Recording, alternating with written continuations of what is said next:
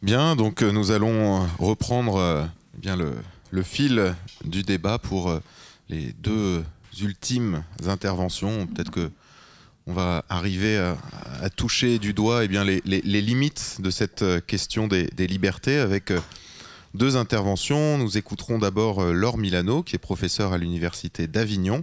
Elle nous parlera du droit de la CEDH et la lutte contre le terrorisme. La sécurité eh bien, a-t-elle gagné face à la liberté? Et nous écouterons ensuite eh bien, David Deschenaux, qui est professeur à l'Université de Grenoble et le doyen de la faculté de droit de Grenoble, qui nous parlera de la pénalisation de l'usage des libertés. Merci beaucoup. Alors tout d'abord, rapidement, sans aucune originalité, mais avec beaucoup de sincérité, je remercie les organisateurs de ce colloque. Je remercie également l'accueil très chaleureux de mes collègues grenoblois. Et puis, je remercie Romain, Xavier et Sébastien de faire vivre au jour le jour cette revue depuis 5 ans avec beaucoup d'énergie et d'implication. Alors moi, je ne peux pas me plaindre de ne pas avoir choisi mon sujet puisque c'est moi qui l'ai soumis. Par contre, nous avions déterminé ensemble l'intitulé La sécurité au prix de la liberté, point d'interrogation. Et c'est vrai que ce titre fait écho aux interrogations qui pointent depuis quelques mois, en particulier d'ailleurs dans le discours politique, sur la nécessité d'adapter les principes de l'état de droit aux exigences de la lutte contre le terrorisme. Alors, dans ce contexte, et là de suite, vous allez voir que je prends position, il me paraît nécessaire de citer au moins une phrase de la résolution de l'Assemblée parlementaire du Conseil de l'Europe en date du 27 janvier 2016, dans laquelle elle a rappelé que si les démocraties ont le droit inaliénable de se défendre lorsqu'elles sont attaquées, le renforcement de la lutte contre le terrorisme doit garantir le respect des droits de l'homme, de l'état de droit et des valeurs communes défendue par le Conseil de l'Europe. Et j'avoue que j'adhère totalement à cette position, d'autant que il existe des moyens juridiques en fait pour l'État de déroger aux droits fondamentaux, puisque l'article 15 de la Convention européenne des droits de l'homme prévoit qu'en cas de guerre ou d'autres dangers menaçant la vie de la nation, l'État peut déroger à ses obligations conventionnelles. Et d'ailleurs, vous le savez sans doute, depuis la proclamation de l'état d'urgence par le décret du 14 novembre 2015, et puis sa prolongation successive, la France est en situation de dérogation à la Convention, situation qui devrait se prolonger au moins jusqu'aux prochaines élections présidentielles. C'est d'ores et déjà ce qui a été annoncé. Alors, la mise en œuvre de l'article 15 est encadrée et contrôlée par la Cour européenne, mais finalement, le nombre d'arrêts relatifs à l'article 15 est relativement faible. En revanche, le contrôle de la Cour sur les limitations aux droits garantis du fait de l'adoption par les États de mesures contre le terrorisme hors situation de dérogation offre un éventail jurisprudentiel beaucoup plus important et une diversité de situations qui permet plusieurs angles d'analyse. Alors, une première clé d'analyse de ce contentieux pourrait consister à prendre en compte la situation des personnes par rapport aux mesures antiterroristes. Et de ce point de vue, on peut distinguer devant la Cour deux types de requêtes. Celles qui concernent les auteurs présumés d'actes terroristes et qui portent sur la violation autant d'ailleurs des droits substantiels que des droits procéduraux. Et puis, une seconde catégorie de requêtes, celles qui sont portées par les victimes directes ou collatérales d'attentats terroristes, qui vont alléguer de la violation par l'État de son obligation positive de prendre les mesures nécessaires pour protéger les droits fondamentaux contre les actes terroristes. Alors, c'est une catégorie de requêtes qui est beaucoup moins nombreuse que la première, mais c'est sans doute un contentieux qui, pour le coup, est appelé à se développer dans les années à venir. Une autre clé d'analyse pourrait reposer sur le critère de la nature de la mesure adoptée par l'État, selon qu'il s'agit de mesures de répression qui touchent par nature un nombre réduit de personnes, c'est-à-dire les auteurs présumés d'actes terroristes, ou bien lorsqu'il s'agit de mesures de prévention des actes terroristes qui, elles, peuvent affecter un cercle beaucoup plus important d'individus, en particulier si l'on pense aux outils de collecte de données qui peuvent s'avérer être de véritables outils de surveillance de masse, et je vais y revenir dans quelques minutes. Alors, ces deux premières tentatives d'analyse de la jurisprudence européenne en matière de terrorisme sont utiles, mais elles ne permettent pas de rendre compte de l'évolution qui semble se dessiner dans la jurisprudence de la Cour et qui est liée à la recrudescence de la menace terroriste. La Cour est de très longue date, confrontée à la question du terrorisme, puisque la première affaire en la matière, on peut considérer que c'est l'affaire Lawless contre Irlande qui date de 1961. Donc bon, c'est vraiment, il y a énormément de jurisprudence sur la question du terrorisme, et la Cour a quand même toujours veillé à encadrer les dérives des États. Néanmoins, l'affirmation de la Cour dans l'arrêt Sher contre Royaume-Uni qui date du 20 octobre 2015, selon laquelle le terrorisme constituerait une catégorie spéciale du droit, est relativement inquiétante, en tout cas à mon avis, et elle accrédite la tentation des États pour les législations d'exception. Donc j'ai choisi de partir de cette affirmation de la Cour pour essayer de vérifier si, dans la lignée de sa jurisprudence antérieure, elle cherche à établir, ce qui à mon avis se vérifie sur voilà, le panorama jurisprudentiel de la Cour, un point d'équilibre entre le respect des droits fondamentaux et les nécessités de la lutte contre le terrorisme, ou bien si en raison de la gravité de la situation actuelle, qui est un peu inédite, il faut bien le dire, sa jurisprudence tend vers un relâchement du contrôle au nom du principe de subsidiarité et de l'idée selon laquelle il faut accorder à l'État en la matière une large marge d'appréciation. Donc je vais me concentrer sur des affaires récentes pour essayer d'analyser finalement si la Cour opère un traitement particulier des contentieux en lien avec le terrorisme. Alors, je prends immédiatement mes précautions parce qu'il n'est pas facile à ce jour de tirer des conclusions de la jurisprudence de la Cour. Il n'y a pas assez de recul sur les contentieux, en tout cas qui sont en lien avec la menace liée à Al-Qaïda ou à Daesh. Bon, il faudra attendre que des arrêts importants soient rendus, sachant qu'il y a quand même des affaires pendantes extrêmement importantes actuellement devant la Cour. Notamment, 13 recours ont été introduits contre la loi française renseignement de 2015. Et puis il y a d'autres affaires qui concernent d'autres États membres et qui sont extrêmement importantes aussi, en tout cas sur les principes qu'elles posent. Il faudra donc attendre que la Cour rende ses arrêts. Alors, néanmoins, à ce stade, on peut estimer que globalement, s'agissant en tout cas de l'échantillon jurisprudentiel que l'on a, s'agissant des mesures de lutte contre le terrorisme qui affectent les droits substantiels, il me semble que la Cour maintient le cap de sa jurisprudence antérieure, quelle que soit d'ailleurs la situation des personnes à l'égard de ces mesures, qu'elles soient auteurs ou victimes d'actes terroristes. En revanche, en ce qui concerne les garanties procédurales, certains arrêts témoignent ces derniers mois d'une certaine atténuation du contrôle de la Cour pour les auteurs présumés d'actes terroristes, en rupture cette fois-ci avec la jurisprudence antérieure. Alors, s'agissant tout d'abord de l'encadrement des mesures antiterroristes qui affectent les droits substantiels, la Cour est confrontée à des situations extrêmement diverses qui confirment que les mesures de lutte contre le terrorisme peuvent avoir des répercussions sur de très nombreux droits substantiels, l'article 3, l'article 10, l'article 11. Bon. Il y a énormément de possibilités, de potentialités en tout cas de violation, mais il apparaît néanmoins que la prévention des actes terroristes passe aujourd'hui essentiellement par la recherche de renseignements et par la mise en place d'outils toujours plus performants en matière de surveillance des individus et de collecte d'informations. Et c'est la raison pour laquelle j'ai choisi cet exemple-là. Et d'ailleurs, la réglementation française témoigne aussi de la mise en place d'outils en matière de surveillance des individus, qu'il s'agisse donc de la loi renseignement de 2015, de la loi du 3 juin 2016 en matière de lutte contre la criminalité organisée et le terrorisme, et puis plus récemment le décret du 30 octobre dernier sur le méga fichier sur les titres électroniques sécurisés. La Cour européenne a été, dès l'arrêt Classe de 1978, confrontée aux mesures de surveillance secrète destinées à lutter contre le terrorisme. Et elle considère que ces mesures de surveillance ou de collecte d'informations constituent par nature des ingérences dans le droit au respect de la vie privée qui est garanti par l'article 8, quelle que soit d'ailleurs la technique utilisée. Néanmoins, ces outils peuvent être compatibles avec la Convention et donc avec la vie privée s'ils respectent les critères posés par la Cour au fil de sa jurisprudence.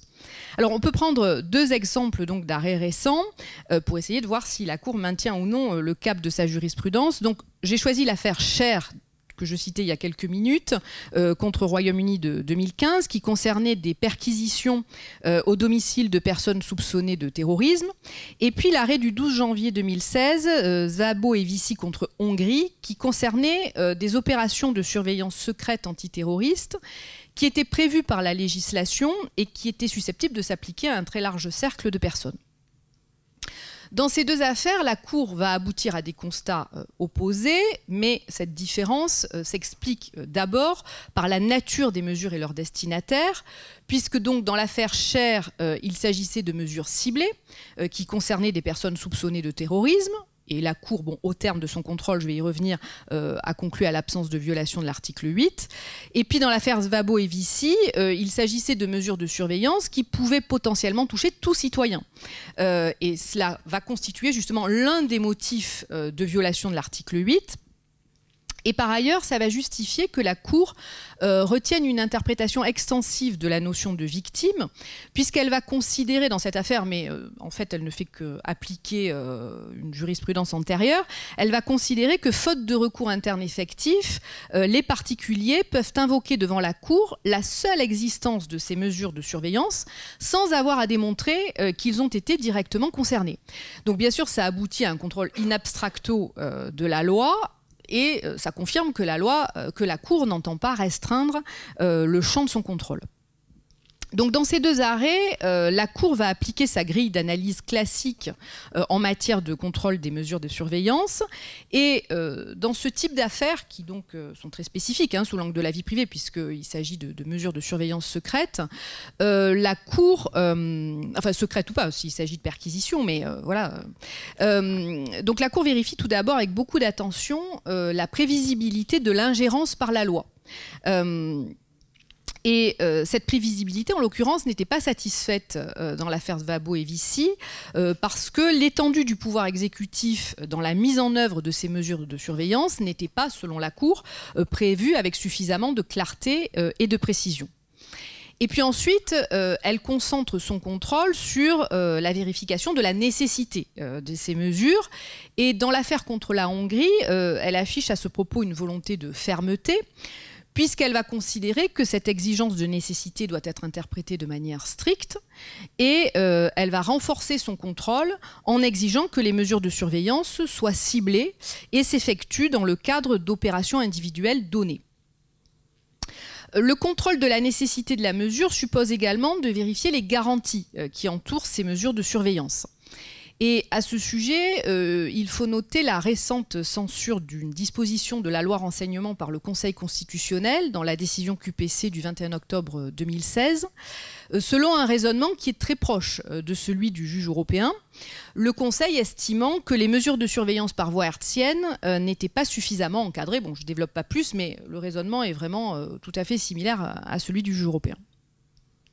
Alors, le juge européen, donc, affiche un contrôle strict, mais il sait néanmoins faire preuve d'une certaine souplesse face à ces contentieux en matière de terrorisme, puisque par exemple dans l'affaire Sher, il va admettre que la lutte contre le terrorisme et l'urgence de la situation peuvent justifier qu'un mandat de perquisition soit formulé de manière relativement large, et il va considérer qu'il y a lieu d'accorder dans ce cas aux autorités une certaine flexibilité, ce sont ces termes, pour apprécier quels éléments doivent faire ou non l'objet de la saisie. Mais néanmoins, dans cette affaire, la Cour va quand même vérifier l'existence de garanties judiciaires qui entourent ces perquisitions, donc le fait que le mandat soit délivré par un juge et qu'il y ait un contrôle juridictionnel du mandat. Et donc, elle conclura à la non-violation de l'article 8. Dans l'affaire Szabo et Vici, elle fait également preuve de souplesse, puisqu'elle va admettre le caractère nécessairement a posteriori du contrôle juridictionnel sur les opérations de surveillance, en estimant que la mise en œuvre d'une autorisation juridictionnelle préalable, donc préalable à ces mesures, n'est pas praticable compte tenu, là encore je la cite, de la nature de la menace terroriste contemporaine. Alors néanmoins, elle avait admis dans d'autres contextes que le contrôle juridictionnel puisse se faire a posteriori, donc c'est pas vraiment une innovation. Donc sous l'angle de l'article 8, il ne me semble pas que, en tout cas en l'état actuel de la jurisprudence, le terrorisme fasse l'objet d'un traitement spécifique dans la jurisprudence de la Cour. La Cour fait preuve d'une certaine souplesse, mais on retrouve cette même flexibilité s'agissant de mesures de surveillance qui étaient destinées à lutter contre d'autres types d'infractions pénales. Alors il y a un autre outil que je voudrais citer au titre de cet examen des droits substantiels, qui est utilisé par les États et qui est particulièrement attentatoire aux droits substantiels. Ce sont les opérations de remise extrajudiciaire secrète entre les États. Alors ces opérations de remise secrète, elles ont commencé à être utilisées par la CIA après les attentats du 11 septembre 2001. Et très concrètement, pour simplifier, il s'agit de l'enlèvement d'un présumé terroriste sur le sol d'un État, avec ou non sa complicité, afin de transférer la personne vers un État tiers où elle sera détenue et interrogée en dehors de tout cadre légal. Et les États justifient ces opérations au nom de la raison d'État. Et donc justement, il est intéressant de vérifier si l'invocation de ce motif par les États appelle ou non un contrôle atténué de la part du juge européen. Alors, là encore, en l'état actuel, ça ne me semble pas du tout être le cas. La Cour a statué pour la première fois sur ce type d'opération dans l'affaire El Masri contre ex-République yougoslave de Macédoine, qui est un arrêt de grande chambre de 2012. On peut considérer que c'est l'affaire de principe, enfin l'arrêt de principe. Il y a eu depuis plusieurs affaires polonaises en 2014, récemment une affaire italienne, un arrêt du 23 février 2016, et puis il y a plusieurs affaires pendantes devant la Cour en la matière. Dans toutes ces affaires, la Cour a toujours fait preuve d'une grande fermeté à l'égard de ces opérations, en particulier sous l'angle de l'article 3, en posant une présomption de torture concernant les traitements administrés à ces détenus, et en sanctionnant les obligations procédurales inhérentes à l'article 3, c'est-à-dire qu'elle va contrôler s'il y a eu une enquête effective de la part des autorités relativement à ces actes, et puis elle va éventuellement sanctionner l'absence de punition des responsables de ces actes. Ces affaires soulèvent également un problème sous l'angle, bien sûr, de l'article 5 qui garantit le droit à la liberté et à la sûreté. Et la Cour estime, je la cite, totalement inacceptable qu'une personne puisse être privée de sa liberté dans un lieu de détention extraordinaire échappant à tout cadre légal. C'est une formule qu'elle répète dans ses différents arrêts. Et elle reconnaît certes que les enquêtes concernant les infractions à caractère terroriste confrontent les autorités à des problèmes particuliers, mais elle considère que, et là encore je la cite, ça ne donne pas pour autant carte blanche aux autorités pour arrêter et placer en garde à vue des suspects à l'abri de tout contrôle effectif des tribunaux. Donc, que ce soit, alors ces affaires soulèvent d'autres problèmes s'agissant des droits substantiels, mais enfin j'ai concentré sur les articles 3 et 5 puisque c'est quand même les problèmes principaux qui se posent dans ce type d'affaires. Donc là, la Cour fait preuve de fermeté. Je signale également que dans ces affaires, la Cour retient une conception élargie de la responsabilité de l'État, puisque la responsabilité de l'État va être retenue pour les actes commis sur son sol par ses propres agents, mais également la responsabilité de l'État est retenue pour les actes commis sur son sol par des agents étrangers, et puis si l'État, bien sûr, a été complice. Et puis, elle retient également l'effet extraterritorial de la Convention en retenant la responsabilité de l'État pour les actes commis sur le territoire d'un État tiers dans le cadre de l'opération donc de transfert de la personne. Donc, la jurisprudence confirme, à mon avis en tout cas, là encore, je prends mes précautions en l'état actuel, que la Cour entend veiller à ce que la raison d'État ne puisse pas justifier des actes qui seraient ouvertement contraires aux principes de l'État de droit et aux valeurs de la société démocratique. S'agissant maintenant des garanties procédurales protégées par la Convention, là, la jurisprudence récente offre un tableau beaucoup plus confus, la Cour oscillant entre fermeté et relativisation des garanties procédurales. Sur le plan des principes, on retrouve dans les arrêts récents l'affirmation très forte de la place centrale qu'occupent les garanties procédurales dans un État de droit. Et c'est le cas, par exemple, dans l'arrêt de grande chambre Aldulimi, que tu citais ce matin, Romain, rendu le 21 juin 2016, qui donc se situe dans la lignée de l'arrêt Cady de la CJCE de 1998 ou de l'arrêt Nada contre Suisse, rendu par la Cour européenne des droits de l'homme le 12 septembre 2012. Donc dans cette affaire Aldulimi, alors je ne reviens pas sur la question de l'équivalence de protection, qui d'ailleurs n'a pas été traitée par la Cour dans cette affaire, mais dans cet arrêt Aldulimi, la Cour réaffirme la nécessité pour un État parti de respecter la Convention lorsqu'il met en œuvre la Charte des Nations Unies et, en l'occurrence, les résolutions du Conseil de sécurité de l'ONU prises en matière de sanctions ciblées destinées à lutter contre le terrorisme. La Cour va subordonner la mise en œuvre de ces résolutions au respect des garanties du droit à un procès équitable. Et d'ailleurs, sur le fond, elle va constater une violation du droit d'accès à un tribunal en raison de l'absence de contrôle juridictionnel de la mesure d'inscription d'une personne sur une liste de sanctions. Un autre arrêt qui est illustratif de la volonté de la Cour de rappeler l'importance des garanties procédurales, en tout cas sur le plan des principes, c'est l'arrêt Ibrahim et autres contre Royaume-Uni, rendu en Grande Chambre le 13 septembre 2016, qui concernait la garde à vue et les interrogatoires de plusieurs personnes ayant tenté de commettre un attentat à Londres. Ça se situait en plus quelques semaines, je crois, après les attentats de Londres qui avaient fait de nombreuses victimes. Alors, dans cette affaire, la Cour va utiliser des formulations très fortes, qui, à mon avis, sont d'ailleurs relativement inédites. Elle va par exemple estimer que le droit à un procès équitable ne souffre aucune dérogation, ou encore, elle va affirmer, je la cite, « Il est hors de question que les droits tenant à l'équité du procès soient atténués pour la seule raison que les personnes concernées sont soupçonnées d'être mêlées à des actes de terrorisme. » Bon, c'est quand même une formulation extrêmement forte, mais derrière ce discours de fermeté, en réalité, l'arrêt Ibrahim témoigne d'une relativisation des droits de la défense au nom de l'efficacité des investigations en matière de terrorisme.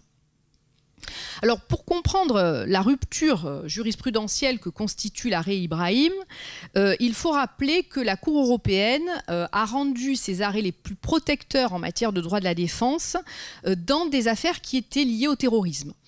C'était le cas dans l'affaire Salduz, l'arrêt de grande chambre de 2008 contre la Turquie, qui a imposé la présence de l'avocat, sauf raison impérieuse, dès les premiers interrogatoires de la police. C'était le cas dans l'arrêt Danayan de 2009 qui était relatif à l'effectivité des droits de la défense, ou encore un arrêt plus ancien, l'affaire John Murray de 1996 qui a consacré le droit de ne pas témoigner contre soi-même. Bon, mais dans toutes ces affaires de terrorisme, on n'était pas du tout dans le contexte du terrorisme actuel. Et donc tous ces arrêts étaient particulièrement protecteurs des droits de la défense. Une première régression par rapport donc, à cette jurisprudence protectrice avait déjà été opérée avec l'arrêt Cher. Encore lui, l'arrêt contre le Royaume-Uni du 20 octobre 2015, qui donc concernait l'arrestation et la détention d'individus dans le cadre d'une opération antiterroriste. Il y avait déjà dans cette affaire donc, une régression des droits de la défense, mais sous l'angle de l'article 5, paragraphe 4, qui garantit le droit de toute personne privée de sa liberté d'introduire un recours devant un tribunal, puisque la Cour avait considéré dans cette affaire, en rupture avec sa jurisprudence antérieure, que l'article 5.4 ne fait pas obstacle à la tenue d'une audience à huis clos, en l'absence du détenu ou de son avocat, audience consacrée à la présentation de sources d'informations confidentielles. Si on revient à l'affaire Ibrahim, qui elle se situe sur le terrain de l'article 6, c'est un arrêt qui, moi, m'a laissé une réelle impression d'ambiguïté et qui fragilise, à mon avis, les droits de la défense au moins à un double titre. D'abord, dans cette affaire, la Cour, en contrariété avec les principes de l'affaire Salduz, va admettre que même lorsqu'un État ne fait pas valoir de raisons impérieuses de différer l'accès à un avocat, cela n'emporte pas une violation automatique de l'article 6. Alors c'est vraiment un recul du droit à l'accès à l'avocat par rapport à l'arrêt Salduz, et puis ça laisse quand même ouverte la porte à l'arbitraire de l'État.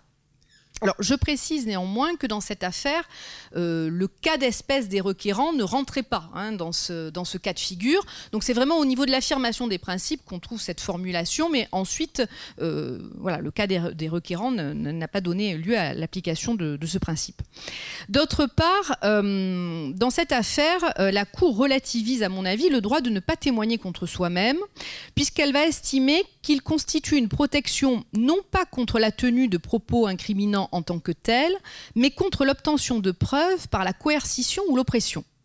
Et ça, c'est une interprétation du droit de ne pas témoigner contre soi-même qui est extrêmement réductrice par rapport à la jurisprudence antérieure de la Cour, en particulier, je pense à l'affaire Navone de 2013. Cette fragilisation, elle est d'autant plus inquiétante qu'il s'agit d'un arrêt de grande chambre et que, manifestement, au vu du soin qu'a apporté la Cour à rédiger les considérants de cet arrêt, elle a tenu à rendre un arrêt de principe s'agissant de l'application des droits de la défense au contentieux en matière de terrorisme.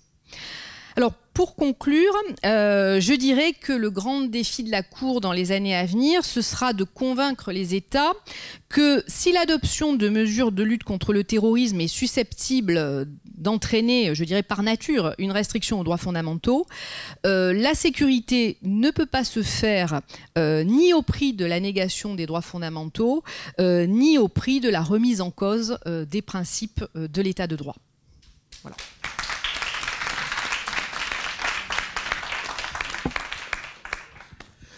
Merci beaucoup. Cher doyen. Monsieur le Président, merci. Un rapide mais sincère merci aux organisateurs pour m'avoir convié à cette manifestation scientifique et vous redire le plaisir que j'ai d'être parmi vous. Après avoir ouvert hier midi ce colloque, me voici amené à prononcer la dernière contribution. Évidemment, l'exercice est un peu plus complexe et même plus anxiogène dans la mesure où j'ai constaté la renommée des collègues qui se sont succédés à la chaire avant moi. Je me suis même surpris à espérer que le créneau de 16h30 me permettrait peut-être d'éviter d'avoir affaire à un public trop nombreux. Et j'ai pensé que tel était peut-être aussi le pari des organisateurs en m'ayant proposé ce dernier créneau. Alors, le sujet est de plus particulièrement ambitieux, bien que ce soit moi qui l'ai choisi, puisqu'il s'agit, pour un non-spécialiste des droits et libertés fondamentaux, de prétendre examiner en 20 minutes à peu près tous les rapports qu'entretient le droit pénal, en l'occurrence spécial, avec le droit des libertés, ce qui est quand même, vous l'admettrez, peut-être un peu trop ambitieux précisément. Et puis le titre donné à la contribution a en plus quelque chose de provocateur, la pénalisation de l'usage des libertés, ce qui laisse entendre que l'exercice d'une liberté peut être puni par la loi. Provocateur, le thème l'est peut-être même un peu trop, au point qu'on peut se demander s'il n'est pas faux, porteur d'une contradiction au fond, c'est-à-dire que lorsqu'une personne est punie pour avoir adopté une attitude incriminée, est-ce qu'on peut vraiment encore dire qu'elle exerce une liberté ou qu'elle use d'une liberté? N'est-elle pas plutôt en situation d'en avoir abusé ou d'avoir dépassé le champ d'application de la liberté qui lui est confiée? Finalement, lorsqu'une personne est punie, par exemple, pour exercice illégal de la profession de médecin, est-ce qu'on peut vraiment considérer que c'est une forme de pénalisation de la liberté d'entreprendre? Ce n'est pas sûr, et la problématique paraît rejoindre celle des restrictions apportées aux libertés, qu'elles soient individuelles ou collectives. Et finalement, un sujet qui paraissait initialement très provocateur et ambitieux devient, à la lumière de cette analyse, d'une affligeante banalité. Mais cette affirmation serait peut-être un peu excessive parce que les rapports qu'entretiennent le droit pénal avec le droit des libertés sont quand même particuliers à plusieurs titres. D'abord, parce que je pense qu'il faut commencer par rappeler en introduction que le droit pénal est avant tout le protecteur des libertés. protecteur des libertés parce qu'il vient incriminer, punir l'adoption d'attitudes qui portent atteinte aux valeurs sociales protégées et qui, pour un grand nombre d'entre elles, rejoignent des droits ou des libertés garantis par des textes nationaux ou internationaux. Prenons pour exemple les infractions définies dans le livre 2 dans le livre 2 du premier livre du Code pénal, c'est-à-dire les infractions contre les personnes. On y trouve une partie consacrée aux atteintes à la liberté de la personne, l'enlèvement, la séquestration, la réduction en esclavage, et on pourrait multiplier les exemples, toutes les atteintes à la propriété, les atteintes à la vie privée, ou encore à la dignité de la personne qui sont incriminées par le droit pénal spécial. Le droit pénal, pour protéger ses libertés, use de cette sanction particulière qui est la peine, et qui d'ailleurs se définit, c'est pas la moindre des contradictions, par son caractère privatif de liberté. Et d'ailleurs, le prononcé et surtout l'exécution d'une peine va avoir pour effet de priver le délinquant de sa liberté, par exemple d'aller et de venir s'agissant de la peine d'emprisonnement. Et ces privations de liberté peuvent conduire à pénaliser l'usage de celles-ci si le délinquant décide, malgré la restriction qui lui a été imposée, d'essayer de les exercer néanmoins. L'évasion, par exemple, punie par le Code pénal, et qui pourrait être considérée comme une manière pour le délinquant d'essayer d'utiliser sa liberté d'aller et de venir, ou encore l'organisation frauduleuse d'insolvabilité par laquelle le condamné chercherait à se soustraire à l'exécution d'une peine pécuniaire auquel il aurait été condamné, qui est également un délit. Mais dans toutes ces situations, on en revient à l'idée que le condamné n'est pas en mesure d'exercer une liberté, tout simplement parce qu'il en a été privé, et c'est donc au prisme des restrictions à l'usage des libertés que toutes ces questions doivent être analysées, et la jurisprudence est d'ailleurs assez nombreuse. Cette conclusion intermédiaire, à défaut d'être vraiment définitive dès à présent, bien que cela arrangerait peut-être les organisateurs, est rassurante. Le droit pénal est bien le protecteur des libertés et non pas attentatoire, à titre principal tout du moins, à ces libertés. Mais, vous le savez aussi, l'exercice d'une liberté a parfois pour effet de porter atteinte à une autre d'entre elles, et le droit répressif assure aussi, et peut-être surtout, la conciliation des libertés. Et plus que le protecteur des libertés, il est certainement conciliateur de ces libertés. Chacun le sait, les droits, enfin c'est certainement pas ici qu'il convient que je le rappelle, les droits et les libertés garantis par les instruments nationaux ou internationaux sont rarement absolus, et le droit pénal, comme d'autres disciplines, contribue à la détermination des circonstances dans lesquelles l'exercice d'une liberté porte atteinte à une autre au point de justifier l'existence d'une incrimination pénale. Mais si l'existence de ces restrictions aux droits et libertés fondamentaux est une affirmation qui n'est pas très originale, constater que ces restrictions peuvent être apportées par le droit répressif est quand même assez remarquable, parce que cela signifie qu'un droit ou une liberté trouve une limite, mais que de plus, cette limite se manifeste par l'existence d'une sanction répressive qui va venir punir la personne qui exerce, au moins d'une manière apparente, au moins d'une manière excessive, l'exercice d'une liberté garantie par les textes. Et le droit pénal va alors condamner l'individu en le privant de certaines de ses libertés d'ailleurs, d'aller et de venir, ou de propriété sur ses biens. Toutes ces incriminations peuvent donc particulièrement donner lieu à l'examen de leur conventionnalité ou de leur constitutionnalité, parce qu'il n'y a que deux possibilités. Soit l'existence de l'infraction, la pénalisation de l'exercice de cette liberté entre dans le champ des restrictions qui sont admissibles, qui sont légitimes à la liberté qui est garantie, et dans ce cas-là, le droit pénal contribue donc à la définition de cette liberté ou à la détermination de son champ d'application, ou bien au contraire, la pénalisation de l'exercice de cette liberté est analysable comme une restriction excessive à la liberté garantie, et dans ce cas, le risque d'une abrogation pour inconstitutionnalité, par exemple, ou d'une neutralisation pour inconventionnalité va peser comme une épée de Damoclès sur le texte pénal. Et d'ailleurs, celle-ci a plusieurs fois chuté sur un certain nombre de dispositions de droit interne. La conciliation des libertés, donc, c'est probablement la problématique principale dont il est question quand on examine les infractions qui ont pour effet de pénaliser ce qui pourrait apparaître comme l'exercice ou comme l'usage d'une liberté. Et cette approche du droit pénal spécial, dont l'objet est de définir, vous le savez, les différentes infractions, est certainement la plus passionnante qu'il soit, en ce sens qu'il ne s'agit pas d'entrer dans le détail des éléments constitutifs de chaque infraction, mais de relever l'importance respective accordée aux différentes valeurs que le droit protège. Chacun, par exemple, est libre d'aller et de venir, et le droit répressif va sanctionner les personnes qui se livrent à des actes d'enlèvement et de séquestration. Mais, en revanche, le droit répressif va aussi sanctionner les personnes qui, au prétexte d'utiliser cette liberté d'aller et de venir, vont prétendre pouvoir accéder au domicile d'autrui, portant atteinte à sa vie privée, ou se mouvoir librement dans des enceintes qui concernent des secrets de la défense nationale.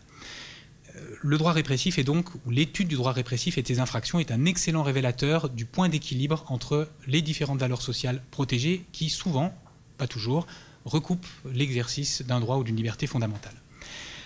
Alors ce point d'équilibre ne peut pas être défini de manière générale et abstraite. On retrouve bien sûr dans la jurisprudence, notamment de la Cour européenne, une méthode qui permet de connaître comment il convient d'appréhender les atteintes portées à un certain nombre de droits et libertés fondamentaux que ce texte protège, notamment les fameux paragraphes 2 d'un certain nombre d'articles. Mais sans prétendre trouver une règle générale, on note quand même qu'après avoir analysé les principales infractions pénales, dont l'existence peut s'analyser comme une atteinte pénalisation de l'exercice d'une liberté, cette pénalisation n'a pas la même intensité suivant le domaine dans lequel elle intervient. On relève que la pénalisation est relativement limitée lorsque la liberté s'exerce dans la sphère privée, mais qu'en revanche, elle est beaucoup plus significative dans le champ de l'espace public. Et pour cette raison, je vous parlerai d'abord d'une pénalisation limitée de l'exercice des libertés dans la sphère privée, avant de vous montrer que cette pénalisation me semble être croissante dans l'espace public. La pénalisation limitée de l'exercice des libertés dans la sphère privée. Cette référence à la sphère privée ne renvoie pas à une qualification juridique précise. Elle est plutôt entendue ici, comme le feraient les spécialistes de politique pénale, par opposition à l'espace public qui regroupe, on le dira tout à l'heure, les lieux ouverts au public, librement accessibles au public ou ouverts au moins à la vue du public. La sphère privée, elle, désigne plutôt justement des espaces qui ne sont pas ouverts au public, qui ne sont pas ouverts à sa vue ou qui ne lui sont pas librement accessibles. Et dans ces espaces, les libertés reconnues au sujet de droit paraissent avoir une force sans cesse plus importante, tandis que par opposition, la protection de l'ordre public qui fonde l'exercice de la sanction pénale devient une préoccupation plus accessoire. Et plus précisément, c'est la prééminence du droit fondamental au respect de la vie privée qui a conduit progressivement à l'effacement de la pénalisation des infractions consenties par la victime. Alors la prééminence du droit fondamental au respect de la vie privée, je ne vais pas ici, je crois, non plus avoir la prétention de faire un cours sur ce sujet. Vous savez tous que le droit au respect de la vie privée, tel qu'il est garanti notamment par l'article 8 de la Convention européenne, a une importance grandissante depuis le début des années 2000, ce qui tient notamment à l'élargissement progressif de sa définition. Je ne reviendrai pas à l'arrêt Préti, mais notamment à cette définition aujourd'hui plus relationnelle de la définition que peut revêtir la protection de la vie privée telle que garantie par l'article 8, qui aujourd'hui va viser non seulement la protection de l'identité physique, l'identité sociale, le droit à l'autonomie personnelle, mais aussi le droit au développement de rapports humains avec d'autres personnes ou avec le monde extérieur. On y retrouve la protection du droit d'exercice d'une profession, du droit à un environnement sain, et j'en passe. Et cette approche relationnelle du droit au respect de la vie privée est venue modifier de manière assez significative l'équilibre nécessaire entre les différentes valeurs sociales que le droit pénal protège, notamment dans le domaine de l'intime. Alors certes, je viens de le dire, le droit au respect de la vie privée est aujourd'hui entendu de manière suffisamment large pour qu'il ait des implications au-delà de la stricte intimité de la personne, mais c'est dans la sphère privée que s'est manifesté surtout le déploiement de nouvelles libertés qui s'opposeraient à la création, à la renaissance ou à l'application de certaines infractions. Par exemple, le droit à la vie privée tel qu'aujourd'hui défini est venu conforter, consolider la suppression intervenue en 1982 des textes pénaux discriminatoires envers les personnes ayant des relations homosexuelles, qui est quand même une évolution qui, à l'échelle de l'histoire, est encore relativement récente dans notre droit pénal. Ou encore la dépénalisation, un peu avant 1975, de l'adultère. On peut également penser de la même manière que la pénalisation de la prostitution, qui est réclamée par certaines associations et mouvements politiques, ça a été encore le cas en 2016, même si ce n'est pas à ce résultat qu'on est parvenu, serait probablement discutable au regard de la définition que donne aujourd'hui de l'article 8 la Cour européenne des droits de l'homme.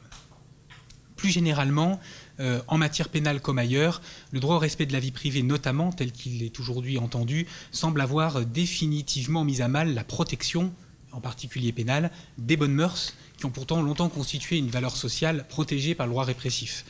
Bonnes mœurs qui fondaient l'existence d'incriminations destinées à protéger cette valeur et venant restreindre les libertés individuelles, y compris dans une sphère privée. Alors le mouvement ici n'en est certainement encore qu'à ses débuts, mais il s'est manifesté, il s'est traduit dans la législation pénale par le recul de la pénalisation des infractions consenties, en particulier dans la sphère privée. Alors ce recul de la pénalisation des infractions consenties dans la sphère privée, comme conséquence de cette prééminence notamment du droit au respect de la vie privée dans sa nouvelle définition, supposerait de revenir en détail sur le régime du consentement en matière pénale de la victime, du consentement de la victime d'une infraction. Ça serait beaucoup trop long. Il suffit de rappeler que par principe, le droit pénal n'accorde pas de considération au consentement que la victime apporte à l'infraction qu'elle subit, puisque le pénaliste considère que le droit pénal protège l'ordre public et non pas des intérêts privés auxquels la victime pourrait renoncer par l'expression de son consentement. Le droit répressif assume donc l'existence d'infractions qui certes portent atteinte à l'exercice du droit au respect de la vie privée par des individus, mais qui lui paraissent nécessaires, malgré l'autonomie relationnelle qu'on lui reconnaît, à la protection de l'ordre public. Cette logique semble aujourd'hui en voie de céder, ou pourrait bien finir par céder sous les coups de butoir de la Cour européenne des droits de l'homme. Je dis coup de butoir, c'est un peu fort, puisque c'est surtout un arrêt auquel je fais référence, qui est bien sûr cet arrêt KA et AD contre Belgique, rendu il y a maintenant comme une bonne dizaine d'années, et qui concernait l'affirmation de cette liberté sexuelle, autorisant, ou plutôt interdisant aux États la répression de pratiques sexuelles, même violentes, qui relèvent, d'après la Cour, du libre arbitre des individus. La Cour affirme que seules des raisons particulièrement graves peuvent justifier une ingérence des pouvoirs publics dans le domaine de la sexualité. Alors à ce jour, il n'y a pas eu de traduction en droit interne français de cette exigence européenne. On continue d'enseigner aux étudiants que toute forme de violence, même consentie, avec cette précaution de citer quand même l'arrêt KA et AD, est punie par le droit pénal, en indiquant que le droit pénal assume parfaitement l'atteinte qu'il porte ainsi à cette liberté fondamentale exercée par l'individu qui se lève à ces pratiques, au motif que l'ordre public doit primer sur ces considérations plus individualistes que protègent l'article 8 et la Cour européenne à travers l'arrêt KA et AD. Cette distorsion donc tient probablement à l'importance qu'accorde la matière répressive à l'ordre public, considération qui semble s'effacer au moins dans la sphère privée pour le droit européen des droits de l'homme. Cette opposition peut d'ailleurs surprendre entre d'un côté les exigences de l'ordre public et de l'autre côté la garantie des libertés. C'est finalement une opposition un peu du même genre qu'on constate en matière procédurale entre la sécurité et la liberté, mais c'est que l'ordre public pénal ne se conduit pas exclusivement autour de la protection des libertés, qu'il peut parfois entrer en conflit avec elles et assumer l'existence d'infractions qui leur portent atteinte. Ce mouvement n'en est peut-être qu'à ses débuts, car même si la Cour européenne en 2005 a bien insisté dans son arrêt KA et AD sur la particularité de la sphère sexuelle, le déploiement de cette jurisprudence pourrait avoir des conséquences tout à fait redoutables sur la législation pénale, en particulier française. Par exemple, cette nouvelle infraction créée en 2016 sur le recours à la prostitution, aujourd'hui incriminée.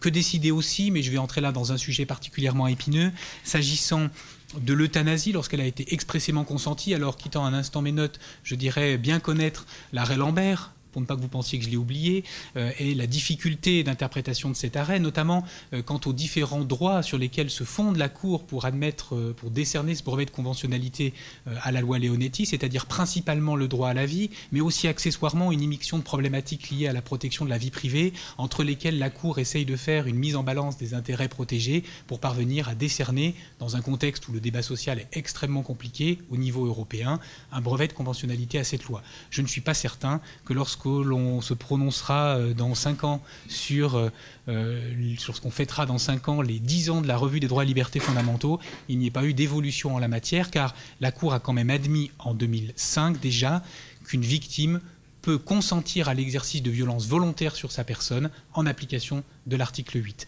Le débat de société sur la question de l'euthanasie reste dans les différents États membres du Conseil de l'Europe suffisamment complexe pour que la Cour ne soit pas allée aussi loin que certains le lui demandaient dans l'arrêt Lambert. Je pense qu'elle se reprononcera dans les années qui viennent sur cette question-là. Infraction consentie. Cette dernière conclusion, ou ce panorama permet de se convaincre que dans la sphère privée, les considérations liées à l'ordre public pourraient finir par s'effacer derrière des préoccupations plus individualistes. Alors qu'en revanche, on constate dans le même temps que dans l'espace public, un accroissement de la pénalisation de l'exercice des libertés est parfaitement assumé par le législateur, compte tenu de l'importance que revêt dans ce domaine les considérations précisément d'ordre public, plus encore que dans la sphère privée. Cette pénalisation croissante de l'exercice des libertés dans l'espace public est, vous l'avez compris, mon deuxième point. Alors cet espace public est entendu ici comme regroupant la voie publique et les lieux ouverts au public, et on constate que la pénalisation de l'exercice des libertés se fait plus intense. C'est un contexte d'ailleurs marqué par la recrudescence de la menace terroriste dont on a déjà parlé, et puis par une politique pénale qui en la matière se veut plus sévère depuis une dizaine d'années. On constate un renforcement de la pénalisation de l'exercice des libertés dans cet espace public. Pour mettre en lumière ce phénomène, il faudrait faire un exercice d'inventaire qui serait long, fastidieux et qui me conduirait à avoir droit à la circulation du papier qui a déjà, je crois, beaucoup tourné au fil des heures. Et donc, pour cette raison, c'est au prisme de deux libertés qui trouvent naturellement à s'exprimer, s'appliquer dans l'espace public que le renforcement de la pénalisation sera montré. D'une part, la pénalisation croissante de l'exercice de la liberté de réunion, et puis ensuite la pénalisation croissante également de l'exercice de la liberté d'expression. La liberté de réunion, la pénalisation croissante de l'exercice de la liberté de réunion. La liberté de réunion est garantie notamment par l'article 11 de la Convention de sauvegarde des droits de l'homme, et c'est d'ailleurs un intérêt défendu par le droit pénal. Le droit pénal sanctionne les entraves à la liberté de réunion ou de manifestation d'une manière concertée à l'aide de menaces. On a un délit qui punit ce type de comportement d'1 an d'emprisonnement et de 15 000 € d'amende. Mais le droit pénal vient aussi sanctionner le non-respect de textes qui encadrent la liberté de réunion et la liberté de manifester, ce qui démontre bien ce rôle du droit pénal de conciliateur des différentes libertés. Le code pénal, par exemple, va réprimer l'organisation de manifestations illicites. Il punit également l'attroupement, qui est l'organisation d'un rassemblement susceptible de troubler l'ordre public. Lorsque des sommations de dispersion ont été exprimées et que les manifestants ne quittent pas les lieux, une infraction pénale, un délit puni d'1 an d'emprisonnement et de 15 000 € d'amende s'applique. L'appel au droit pénal pour sanctionner le non-respect des textes qui viennent restreindre la liberté de réunion ou la liberté de manifestation se fait plus fréquent même au titre des 10 dernières années. Je ne vous reciterai pas dans le détail cette législation qui, depuis 2009, punit le fait de se présenter dans une manifestation en ayant volontairement dissimulé son visage pour ne pas être identifié ou identifiable. On pourrait aussi citer le Code de la construction et de l'habitation à propos d'une réforme qui avait fait grand bruit il y a une bonne dizaine d'années maintenant, qui réprime désormais le fait d'occuper en réunion les espaces communs ou les toits d'un immeuble collectif d'habitation en empêchant la libre circulation ou même en gênant le fonctionnement des dispositifs de sécurité. Et puis, si le droit pénal protège la liberté de réunion, il sanctionne les personnes qui vont porter atteinte à la liberté de circulation. Et à ce sujet, je ne peux pas m'empêcher de citer, puisqu'on fait du droit des libertés fondamentales, il faut quand même qu'un arrêt de la Cour européenne arrive assez rapidement, même peut-être un peu tard, je ne peux pas m'empêcher de citer un article du Code de la route qui punit 2 ans d'emprisonnement et 4 500 € d'amende le fait d'entraver ou de gêner la circulation d'un quelconque moyen. Et cette infraction a donné lieu à une application jurisprudentielle, à une intervention jurisprudentielle de la Cour européenne, s'agissant de plus d'une manifestation intervenant dans le cadre d'une action syndicale et d'une action politique. Il s'agissait en l'occurrence, c'est l'affaire Barraco contre France qui date de 2009, d'un chauffeur routier qui avait participé à l'organisation d'une opération escargot sur le périphérique parisien, entravant la circulation d'autres véhicules. Il a été condamné en appel, ce chauffeur routier, pour entrave à la circulation, alors que le tribunal correctionnel avait considéré que sa liberté d'expression et de manifester s'opposait à l'application de cette disposition. La Cour de cassation ne remet pas en cause la condamnation et la Cour européenne est saisie. La Cour conclut qu'il n'y a pas de violation de la Convention, et de l'article 11 en particulier, parce que le blocage de l'autoroute était complet et que ce blocage complet dépassait ce que la liberté de réunion de l'article 11 garantit.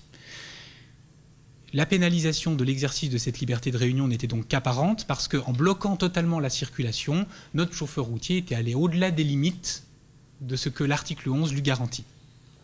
On observe quand même ici que l'application de ces droits et des libertés fondamentaux, mais vous le savez tous, est particulièrement circonstanciée. Il y a une référence au blocage complet, une référence aux différentes mises en garde qui avaient été adressées aux participants sans suite de sa part. Cela permet de se convaincre que la frontière entre ce qui est la pénalisation légitime de comportements qui débordent ce que permettent les droits et libertés, d'une part, et d'autre part, ce qui au contraire relève d'une atteinte excessive à ce que la Convention ou ce que la Constitution permet, est une frontière extrêmement ténue et qu'elle dépend de considérations très factuelles. C'est d'ailleurs également une observation qui est vérifiable au sujet de la pénalisation de l'exercice de la liberté d'expression. Car cette pénalisation est aussi croissante. Pénalisation croissante de l'exercice de la liberté d'expression. Cette compatibilité du droit pénal avec l'exercice de la liberté d'expression est souvent vérifiée par la doctrine en examinant la loi de 1881 sur la liberté de la presse. Mais ce serait une erreur de croire que les points de contact entre la liberté d'expression et le droit pénal se restreignent à la loi de 1881 sur la liberté de la presse. Là aussi, je vais me garder de faire un exercice d'inventaire sur l'ensemble des décisions, un panorama de décisions intéressant des infractions qui heurtent ou susceptibles de heurter la liberté d'expression. Et je ferai référence à deux questions différentes qui sont tous les deux d'une certaine actualité.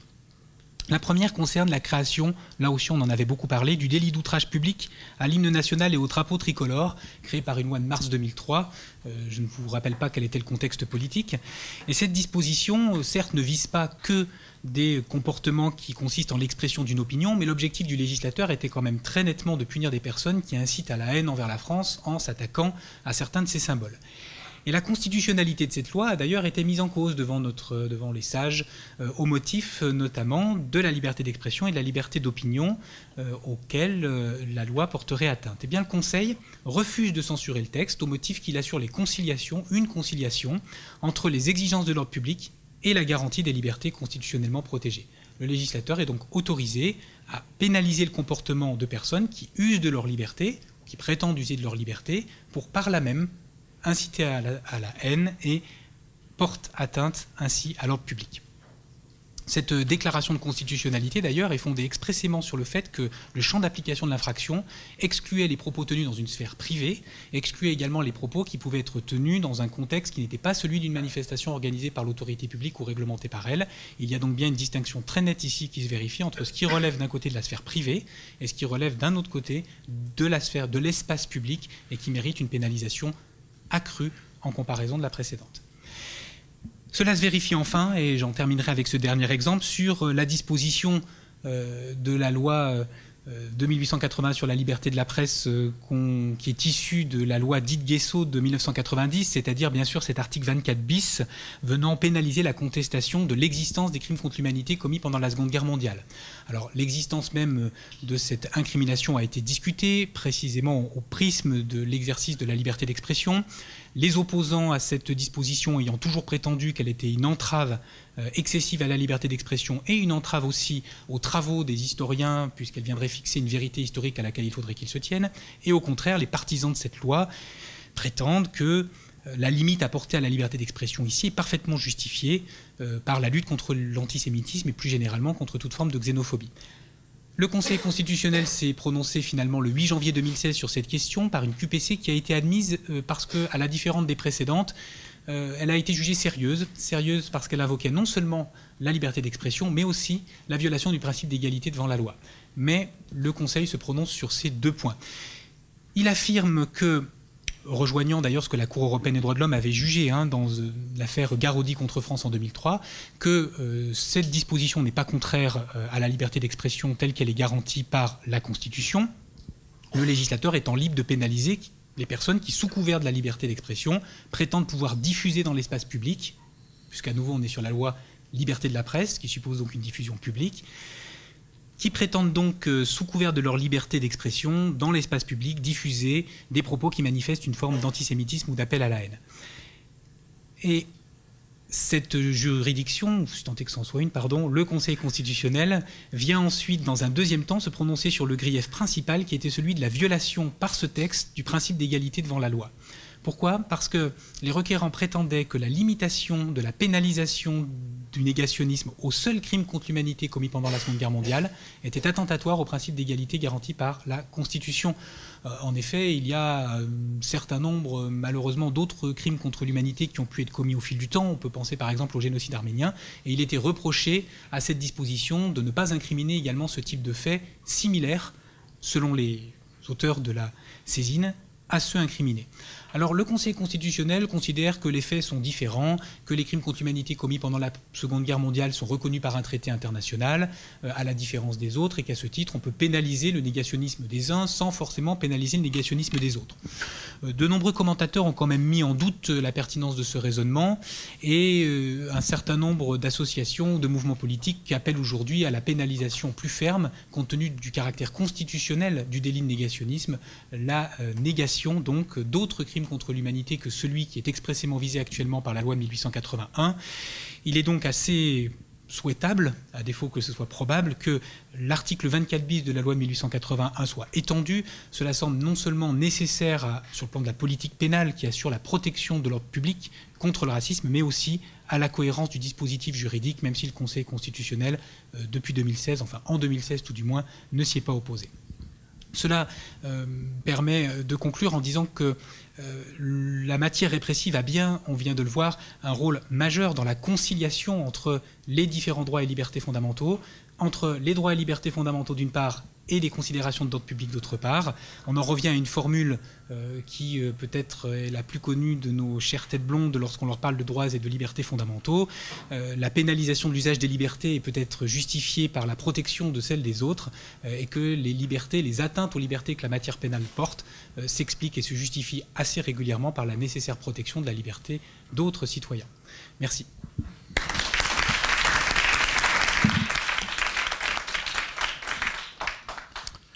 Merci pour cet exposé.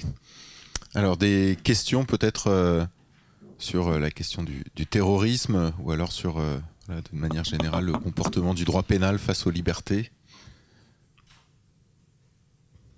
Je crois que l'Assemblée n'en peut plus. Il n'y a pas de questions. Une fois, deux fois.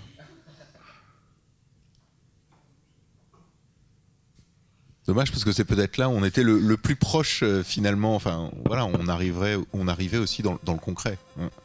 Oui. Ah. Pour Laure. Alors, tu as été quand même très prudente, effectivement, sur cette évolution possible de la Cour européenne des droits de l'homme sur le terrain procédural. Donc, la question que j'avais notée au début, elle est un peu moins pertinente, mais je vais la poser quand même. Est-ce que c'est quand même assez inquiétant si jamais une telle évolution existait, parce que les droits substantiels sont aussi protégés par le biais des obligations positives procédurales. Donc, ma question est la suivante. Est-ce que tu penses qu'une telle évolution, si elle se confirmait, celle dont tu vois les prémices dans l'affaire Ibrahim, est susceptible ensuite de contaminer les garanties des droits substantiels, tels, j'en sais rien, moi, le droit à la vie ou l'interdiction de la torture, sous l'angle des obligations positives procédurales qui accompagnent ces droits? Pour l'instant, je crois que l'affaire Cher et l'affaire Ibrahim, c'est vraiment sous l'angle plutôt des droits de la défense. Donc je pense que ça, pour l'instant, c'est limité à la question des droits de la défense. Mais en effet, on peut se poser la question de savoir si ça va contaminer aussi les obligations procédurales. Alors il y a un arrêt que je n'ai pas cité, mais que je citerai dans ma contribution écrite, c'est l'affaire Armani da Silva, qui concerne l'article 2. Et c'est une personne en fait, qui a été tuée par erreur par des policiers. Dans le métro de Londres, parce qu'on l'a confondu en fait avec un terroriste, et sous l'angle des obligations procédurales inhérentes à l'article 2, le contrôle de la Cour est peut-être là aussi sujet à critique. Mais bon, pour l'instant, voilà, on n'a pas encore assez de jurisprudence pour dire que ça va contaminer l'ensemble des droits procéduraux sous l'angle des droits de la défense, dans la mesure où l'affaire Ibrahim est quand même un arrêt de grande chambre. Je crains que malheureusement, oui, il faille s'attendre à une certaine atténuation des droits de la défense en matière de terrorisme.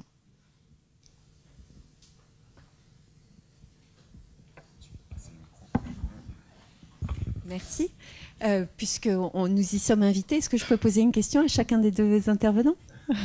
Alors, la première question serait pour Laure.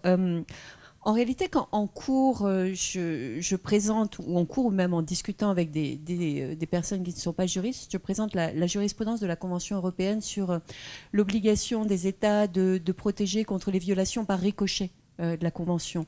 Et que je présente ces affaires très controversées où la Cour a déclaré contraire à la Convention l'expulsion d'un étranger condamné pour des actes, des actes terroristes. Et donc la Cour a condamné la France qui voulait expulser un Algérien et en raison du risque d'exposition à des traitements inhumains et dégradants en Algérie du fait de son passé terroriste. Et c'est une jurisprudence qui est très très mal perçue en dehors du cercle des spécialistes de la Convention européenne, parce que le grand public, les étudiants, à tort ou à raison, ils voient finalement une protection indue, illégitime d'un sale type, disons-le entre nous un vendredi soir. Alors, on arrive à sauver la position de la Cour européenne en raisonnant par analogie, en leur expliquant que cette jurisprudence, elle vaut aussi pour une femme qui serait victime de lapidation si elle était expulsée vers l'Afghanistan alors qu'elle a refait sa vie en Europe et que donc elle est considérée comme ayant trahi aux obligations liées à la condition féminine en Afghanistan. Et là, ça passe beaucoup mieux. Mais on voit bien finalement qu'il y a tout un enjeu de la légitimité de la jurisprudence de la Cour européenne à l'égard de personnes dont finalement, nous en tant que juristes, on pourrait se dire mais est-ce qu'il n'y a pas matière à application, à invocation de l'article 17 de la Convention européenne. Et je me demandais si tu avais vu ça, toi qui étudies de très très près la jurisprudence de la Cour sur ces questions, est-ce que cette question finalement d'un abus des droits garantis par la Convention qui pourrait justifier une moindre protection des personnes ayant commis des actes terroristes a été mentionnée? Est-ce qu'elle apparaît dans des opinions dissidentes ou pas?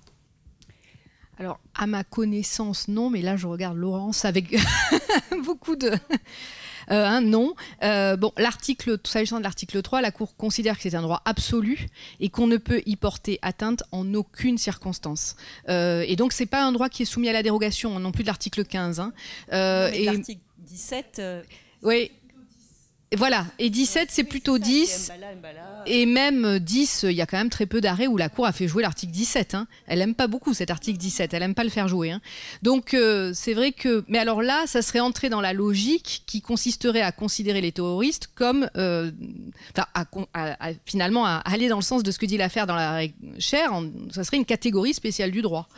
Mais on peut même, je dirais, pousser plus loin le raisonnement parce que dans l'affaire Cher, j'ai l'impression que c'est lié au contexte terroriste actuel. Donc, ce qui voudrait dire que le terrorisme Al-Qaïda, Daesh constituerait encore une sous-catégorie à l'intérieur du terrorisme, parce qu'elle n'a pas du tout eu ce genre de dialogue s'agissant du terrorisme du PKK en Turquie. Voilà.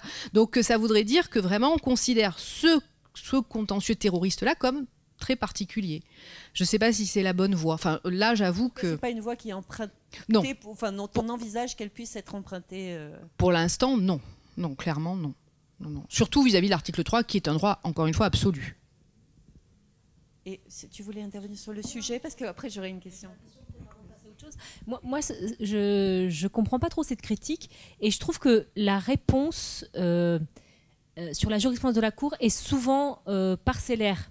C'est-à-dire qu'on oublie toujours une partie de la jurisprudence de la Cour, mais peut-être que je me trompe, vous allez me corriger si je me trompe. Moi, dans mes souvenirs, la Cour accepte des assurances diplomatiques. C'est-à-dire que si l'État d'accueil dit « moi, je m'engage à ne pas torturer telle et telle personne », la Cour dit « d'accord, je vous le laisse, prenez-le ». Et au début, elle disait juste ça. Elle disait juste ça, et après ça a été quand même très critiqué, notamment par l'Assemblée parlementaire, qui est très remontée contre cette jurisprudence-là, parce que c'est la porte ouverte aux engagements non respectés.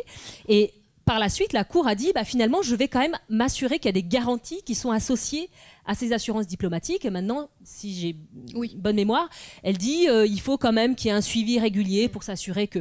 Mais les garanties, je ne les trouve pas forcément tout à fait rassurantes.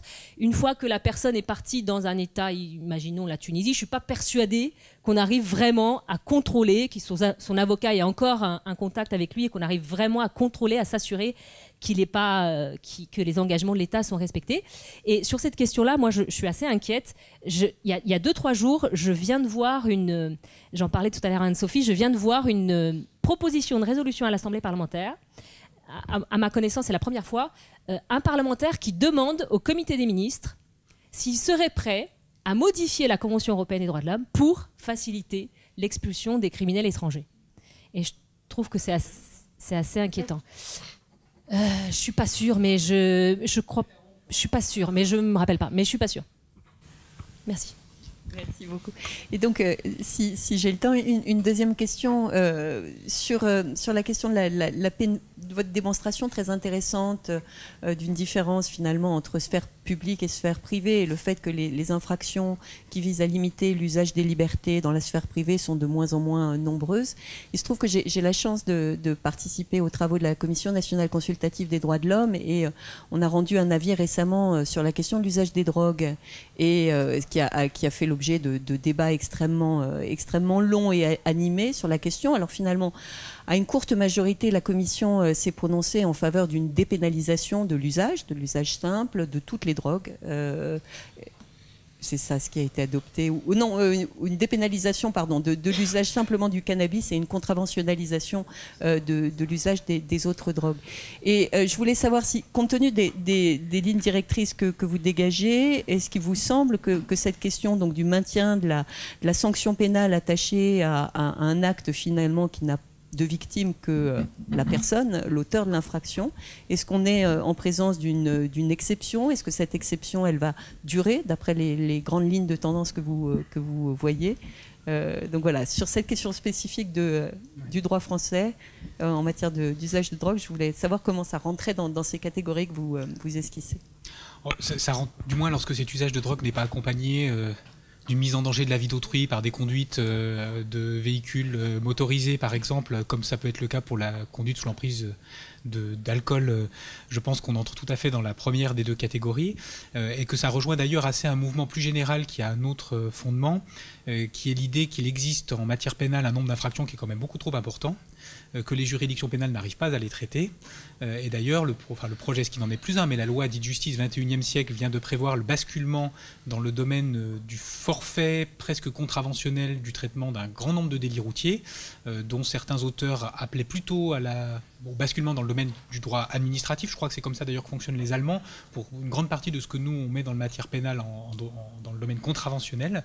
Et je pense qu'effectivement, on assiste progressivement à l'idée d'un recentrage sur les infractions qui protègent précisément des droits et des libertés fondamentaux, c'est-à-dire le livre 2, le livre 3 du Code pénal, et pour tout ce qui concerne des infractions plus accessoires, si j'ose dire, comme on avait pu d'ailleurs en discuter en droit pénal des affaires, avec le mouvement de dépénalisation du droit pénal des affaires, on assiste à un mouvement qui consiste à dire que la question de l'ordre public est beaucoup moins en cause qu'elle ne l'est que pour d'autres types d'infractions, et que ce type de comportement ne mérite probablement plus la protection de la matière pénale. La société n'en est peut-être plus demandeuse, les juridictions n'arrivent pas à le traiter. Il n'en reste pas moins que sur un certain nombre d'infractions, il y a encore aujourd'hui un débat de société qui est relativement vif et qui est probablement exacerbé par un certain nombre d'hommes politiques, et celui des drogues en fait certainement partie. Et il n'est probablement pas approché avec autant d'apaisement qu'un certain nombre d'autres sujets pour lesquels on est arrivé à plus facilement considérer, avec si ce n'est un consensus, en tout cas une large majorité, que ça ne méritait plus de relever de la matière pénale, même s'il peut rester ensuite des expressions de différences de traitement, par exemple sur la filiation, mais là je sors de mon domaine. On sait très bien que la dépénalisation de l'adultère, par exemple, n'a pas été immédiatement suivie des faits de mise à niveau de traitement absolument identique des enfants nés en ou hors mariage, de la même manière que la suppression dans les années 1980 de toutes les infractions qui pouvaient encore créer une forme de discrimination entre les relations homosexuelles et hétérosexuelles n'a pas forcément été immédiatement suivie ensuite, dans les 2 ou 3 mois qui suivent, d'une application dans la matière civile. Mais oui, il y a clairement, à mon avis, une tendance, mais qui est plus pragmatique que politique, à considérer que ce qui relève de la sphère strictement privée ne mérite pas forcément la garantie du droit pénal, parce que numériquement on n'arrive plus à le traiter, et puis peut-être aussi parce qu'on accorde une importance aujourd'hui beaucoup plus grande à l'autonomie personnelle dont doivent bénéficier les individus dès lors qu'ils ne sortent pas d'un cadre privé, et donc que des considérations d'ordre public ne sont pas en cause. Je ne sais pas si j'ai répondu à la question, mais je mettrai ça je pense que c'est un mouvement on pourrait inscrire cette perspective dans ce mouvement-là. Mais je crains qu'il y ait des résistances politiciennes, pour le coup, qui fassent que le mouvement soit beaucoup plus long que 5 ans. Tu l'espères, en revanche.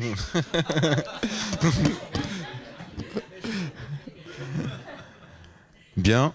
Eh bien, il me revient, je pense, le privilège de clôturer ces débats. Je serai très bref, car cela a été intense. Et comme l'a dit Philippe Yolka hier, eh bien, il semble qu'il y aurait matière à faire une revue, compte tenu de la richesse de nos échanges. Et donc, justement, eh bien, au nom de cette revue, la RDLF, j'aimerais déjà remercier le CRJ pour son organisation et sa logistique parfaite, mais aussi toutes les participantes et les participants à ce beau colloque, ainsi que les auditeurs et les auditrices. Merci à vous, et puis j'espère que voilà, les réflexions que l'on a menées eh bien, auront enrichi les réflexions personnelles de chacun sur ces questions. Les actes du colloque seront publiés à la RDLF dans le courant de l'année prochaine. Bonne soirée à tous, et j'espère dans moins de 5 ans.